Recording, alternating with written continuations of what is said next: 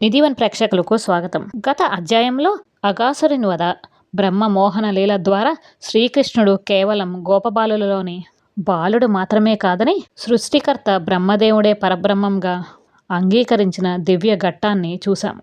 ఇప్పుడు బృందావనంలో మరో అద్భుతమైన లీల ప్రారంభమవుతోంది. ఈసారి ప్రపంచానికి ఒక గొప్ప సత్యాన్ని తెలియజేయడానికి శ్రీకృష్ణుడు తన అన్నయ్య బలరాముడితో కలిసి తాళవనానికి బయలుదేరాడు. తాళవనం ఒక భయానక ప్రదేశం. బృందావనానికి కొంత దూరంలో ఒక విశాలమైన తాటి తోట ఉండేది. దానినే తాళవనం అని పిలిచేవారు. అక్కడ వేలాది తాటి చెట్లు ఉండేవి. వాటిపై పండిన తాటి పండ్లు సువాసన దూర దూరాల వరకు వ్యాప్తి చెందేవి. కానీ ఆ పండ్లను తినే ధైర్యం ఎవరికీ ఉండేది కాదు. ఎందుకంటే ఆ తోటకి కాపలాగా ఒక భయంకరమైన రాక్షసుడు ఉండేవాడు. అతడే ధేనుకాసురుడు. ధేనుకాసురుడు గాడిద రూపంలో ఉండేవాడు. అతని అరుపులకు అడవిలోని పక్షులు కూడా భయంతో ఎగిరిపోయేవి. తన బలంపై అతనికి అపారమైన గర్వం. ఎవరైనా తాళవనంలో అడుగు పెడితే వెంటనే వారిపై దాడి చేసేవాడు. అందుకే ఏళ్ల తడపడి ఆ పళ్ళు చెట్లపైనే పడి పాడైపోయేవి. ప్రకృతి ఇచ్చిన వరాన్ని అహంకారం బంధించింది. ఒకరోజు గోపబాలురు కృష్ణుడు బలరాముడు దగ్గరికి వచ్చారు. వాళ్ళు ఇలా అన్నారు: కృష్ణ, అన్నయ్య, తాళవనంలో ఎంతో తీయని పండ్లు ఉన్నాయని విన్నాము. కానీ ధేనుకాసుడి భయంతో ఎవరూ వెళ్ళలేకపోతున్నారు. మాకు ఆ పళ్ళు తినాలని ఉంది. అప్పుడు కృష్ణుడు చిరునవ్వు నవ్వాడు. బలరాముడు కూడా సంతోషంగా అంగీకరించాడు. పదండి వెళ్దాం అన్నాడు. అందరూ కలిసి తాళవనంలోకి అడుగుపెట్టారు. అక్కడ వాతావరణం విచిత్రంగా ఉంది. నిశ్శబ్దం. గాలి కూడా భయంతో వీచినట్లు ఉంది. కానీ బలరాముడు ఏమాత్రం భయపడలేదు. అతను ఒక పెద్ద తాటి చెట్టును 2 చేతులతో పట్టుకున్నాడు. బలంగా ఊపాడు. భారీగా పండ్లు నేలపై రాలిపోయాయి.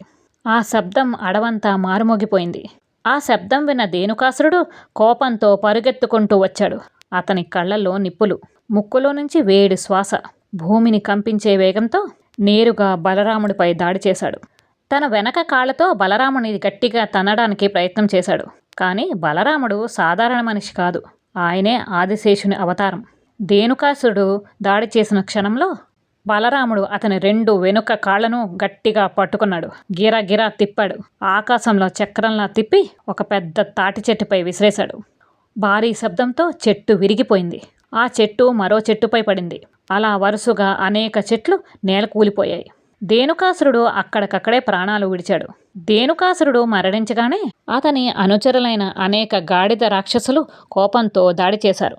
వారందరూ చుట్టుముట్టారు. కానీ ఈసారి కృష్ణుడు రంగంలోకి దిగాడు. ఒక్కొక్క రాక్షసుణ్ణి పట్టుకుని ఆకాశంలోకి విసిరేశాడు. కొంతమందిని చెట్లపైకి విసిరేశాడు. మరికొందరిని నేలకేసి కొట్టేశారు.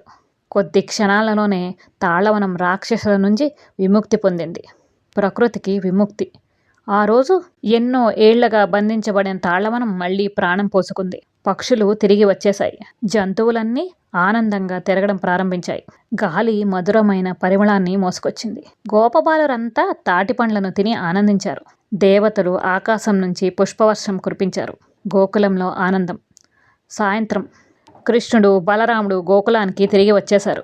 గోపబాలురంతా జరిగిన సంఘటనను అందరికీ చెప్పారు. నందుడు ఆనందించాడు. యశోదమ్మ కృష్ణుణ్ణి గుండెకి హత్తుకుంది. రోహిణీదేవి బలరాముణ్ణి ఆశీర్వదించింది.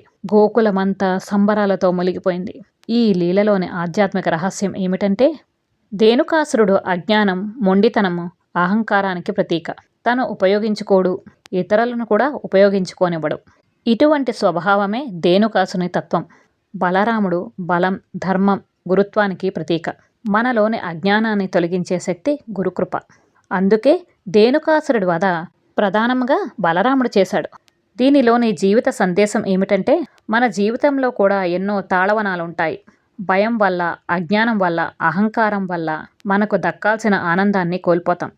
ధైర్యం, ధర్మం, దైవ విశ్వాసం ఉంటే ప్రతి అడ్డంకిని అధిరోహించి జీవిత ఫలితాన్ని పొందవచ్చు. ప్రకృతి ఇచ్చిన వనాన్ని అందరికీ అందించినవాడు, అహంకారాన్ని నేలమట్టం చేసినవాడు, భక్తులకి ధైర్యాన్ని ఇచ్చినవాడు ఆయనే శ్రీ బలరాముడు. ఆయనతో కలిసి ధర్మాన్ని స్థాపించిన శ్రీకృష్ణుడు. తదుపరి అధ్యాయంలో కాళీయ మర్దనం.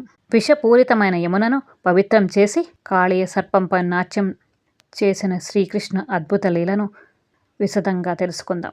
కృష్ణామృత పానాన్ని కొనసాగిద్దాం. హరే కృష్ణ.